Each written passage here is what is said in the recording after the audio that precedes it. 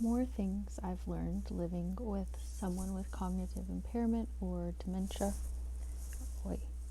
You begin to think you yourself are developing the cognitive impairment. Maybe I really am. Maybe it's just rubbing off on me. Maybe I'm stressed.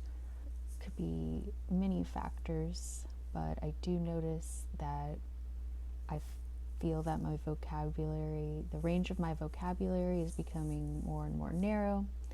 It feels like it's harder to find the right word.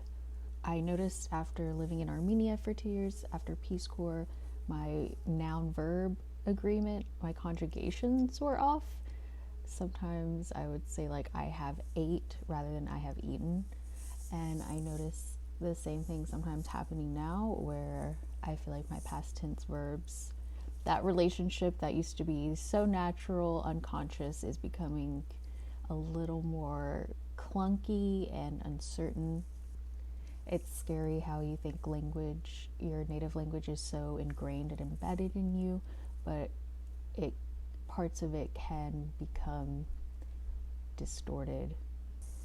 The first symptom that I noticed my mom exhibiting actually was language related.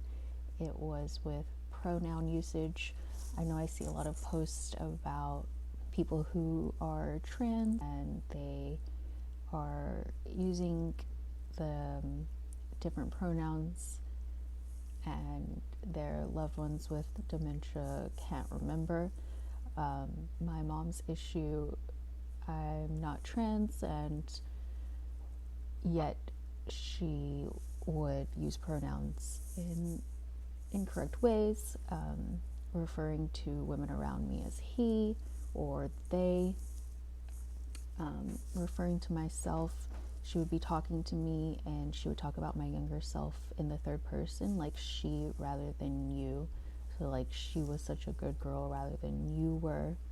And I've tried to do a little research, aka just Googling, and I understand that pronouns are a more complicated aspect of language because they're representing something that's not there. When I use the pronoun she, I have this memory that whoever I'm referring to is a female, so I'm holding that in my mind as I use she, and maybe she can't hold that in her mind anymore, so he, she, they just comes out. It reminds me of non-native English speakers who don't have gender and don't distinguish he or she, Turkish, Armenian,